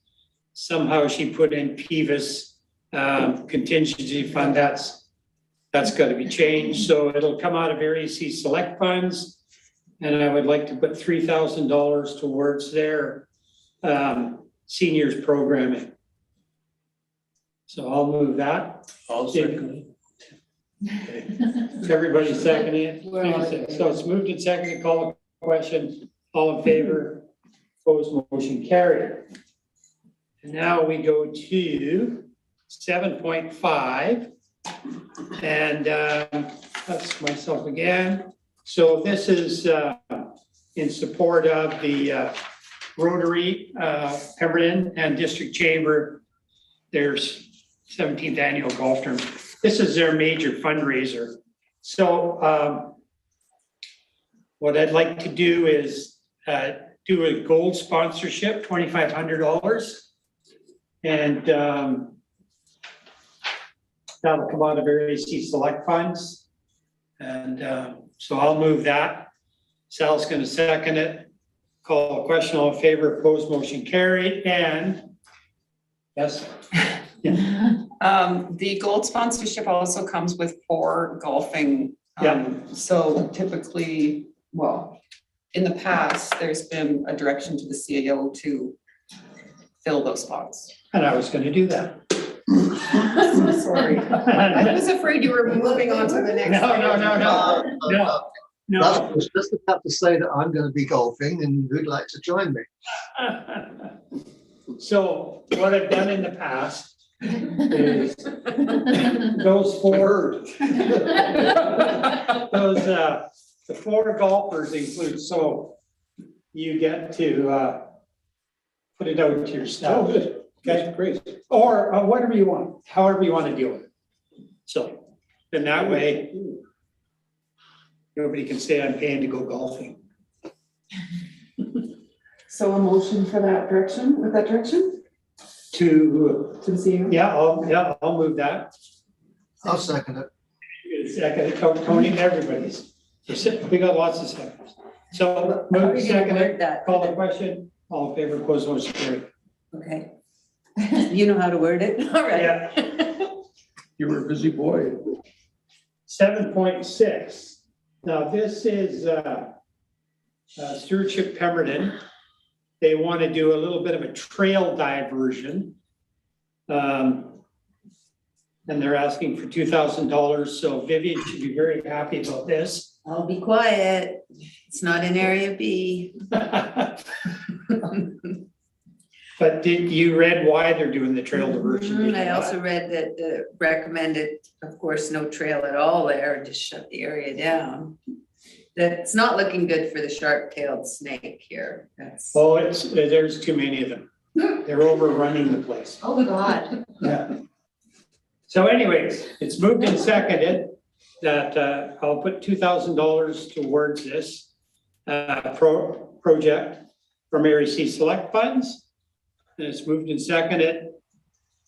I'll call the question, all in favor, opposed, motion carried. Now, we're on to Texas Sunstone Creek. Developments.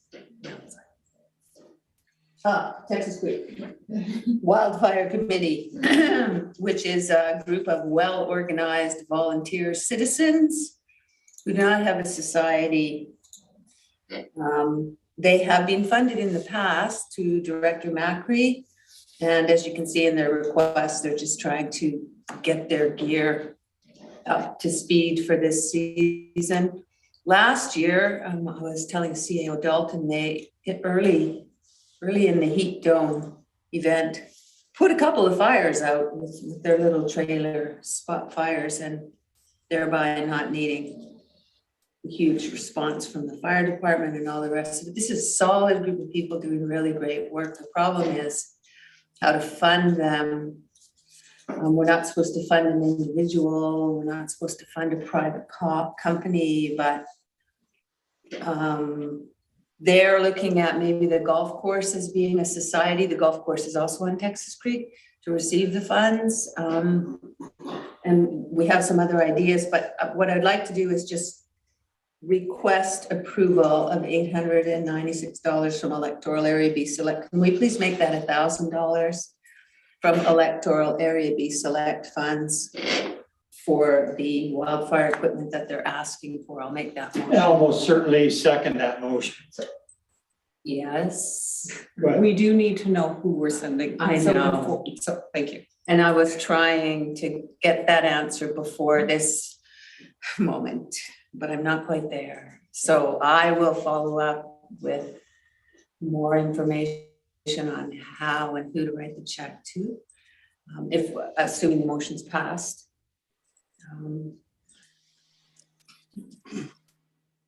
Yeah, and I think language like, including the typical language around, pending the agreement with, with the appropriate, we don't have to use the society language, but something that says pending the penning of an agreement. And we'll work Yeah, with. an agreement of how to or I have. Agreement On how the funds will be dispersed? Yeah, what we're really trying to do is determine the entity, right? That's the question. Because the Texas Creek Wildfire Committee is just a group of individuals with no formal, I mean, they're a functioning existing group, but they don't have any status as a society or as a member of a larger organization or anything like that, so. Do they have to be a society for these agreements? No. No, So why don't we use the language, why don't we use the language Texas Creek Wildfire Wildfire Committee, Committee, okay, but include the requirement to have that agreement set, and then we'll work through setting that agreement. But that's not an actual, like, if the finance department writes a check out to the Texas Creek Wildfire Committee, it isn't, they don't have a bank account. So that's Understood. why we're looking at a name of an individual, or, you know. Yeah, and I absolutely get that completely. What I'm looking for is language that would allow us to move forward pending determining how we would do that. So you don't have to come back and do it again. And if for some reason we couldn't, then we'd report on that. But so language to say, would it be all right to say, because I'm pretty confident here, well, I don't know, I'm not really completely confident, but the secretary for the Texas Creek Committee is Lori Smith. She's the one that wrote the letter. Can we name her as the recipient of the funds? I was trying to get her permission on that, and I haven't heard back from her, so. Or is it just better just to say pending funding arrangement? yeah, so I would say that the Texas Creek Wildfire Committee is a thing that exists. If we're directed to allocate on behalf of the committee funds to that entity, we'll go and do that. And in the process of that, if we can't meet the technical requirements of finance to do that, then we'll come back and say that we can't do that. Okay. I don't think. Okay, I don't see I'm missing the risk and not just moving forward. And if we can't do it, we can't do it. But we obviously are keen to find a way to make it We'll work. have the resolution there. yeah, there's gotta be a way to. Yeah, So, With the agreement. With the agreement. With the contract. Chair. yeah, go ahead, Tony. In the situations I've had like this in Area D, I've said to the groups, what you need to do is become a society. It's not a difficult thing to do. It doesn't take much time. It doesn't take much money. And I've supported them with a few $100 to help them so they don't have to put their own money out for it. But that, for the long term, if they're planning to be a committee that's doing wildfire stuff over the next few years, that would be an easy thing or the best thing for them to do. And then they can apply for money without any problems. Is that not a possibility, Vivian? These are, the people that I know that are part of this are all extremely busy people with lots of different hats, and they don't want to form another society. So I think then that they should find a society that would like to accommodate them, was my suggestion. Yeah. Or an individual can take the responsibility. Sure. I thought that's what the hub was supposed to be doing. Lillooet Learns, that's a very good point, and that's another suggestion that could be explored. And I should have this together by this meeting, but I don't. So we'll figure it out in the next week or so. Yeah, I know, that's why I'm trying to, I got Marshall Valley as a committee and trying Goldbridge too, become a committee under the BRPCA. Because then it just makes everything easy. Yeah, Lillooet Learns is a very good suggestion. The golf course is the best, but that could be the next on the list. Thank you.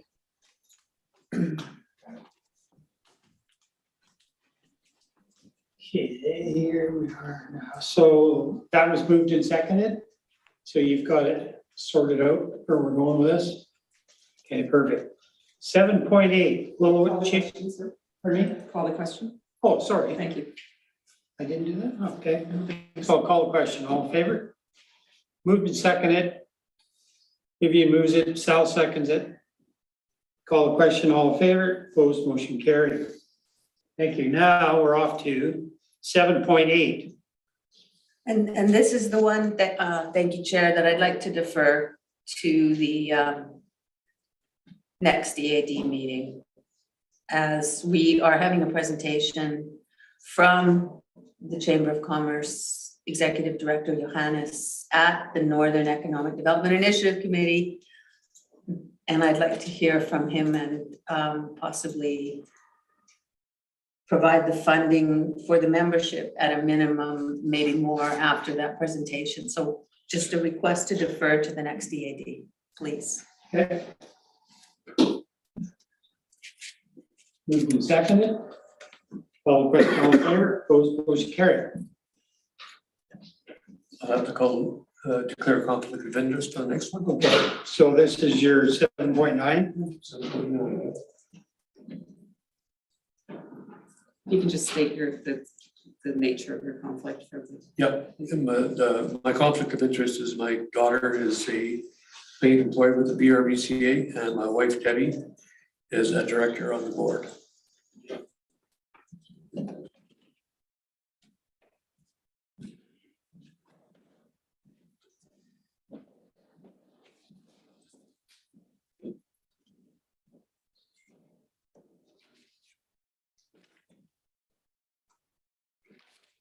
Okay, well, I'll move this in on Sal's behalf. And I'll send it. You're gonna second it? Yeah. Okay, and I'll call the question. All in favor, opposed, motion carried.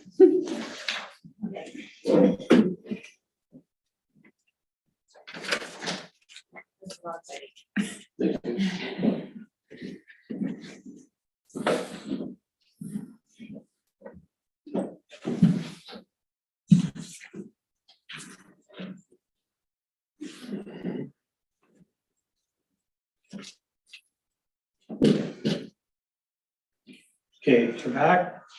Okay, 9.1 is a All right. Director Tony Rainbow. Grants to local associations. Now, don't you have to do number 8 so that we can do number 9? Well, you know what? Somehow I don't have that. Yeah, I just went right from 7.9 to 9.1. Oh, okay, thank you. Chair, it was approved as part of the, because it was added as part of the late agenda. It's already been approved as part of the approval. So this is something that I've done each year for the last couple of years. Want to do it again. It gives the local associations some petty cash, really. So they're not having to ask me for 150 here and 200 there, that sort of thing. Saves time. And I've noted in the report the provisions that we state to both Pinecrest and Black Tusk because of their status. I think that's in order, isn't it, Kristen? Yeah. Yes, thank you. So I'll move that, please. Okay, can I just ask a question here? Sure. It says, I want to make a grant of $1,000 for each of the local community associations in Area D for a total of 6,000. Right. Okay, down at the bottom, then the motion says that 6,000 be allocated from Area D select funds for each of the following organizations. Oh, It's supposed to be 1,000, is it not? yeah, I bet. I was thinking you were splashing it around and showing off in area. Yeah. No. Yeah. So do you want to amend your motion? Well, I suppose it should say that 1,000 be allocated for each of the following. Yes, that would be grammatically correct then, wouldn't it? Yeah. Thank you. A total of 6,000, whatever, however you want to word Yeah, that. okay. All right. Thank you, Russell. Moved and seconded. Call the question. All in favor, opposed, motion carried. Very good. Jolly good. Just, And that was the late business. Director's notice of motion, anyone? No? Tony? I'd like to move we adjourn, Russell, please. If I may. Yes, you may. That's Tony's job To adjourn the meeting. is to adjourn us. And he did. All right. Thank you very much. Well, thank you, everybody. It was a good meeting. All in favor, opposed, motion carried. We are officially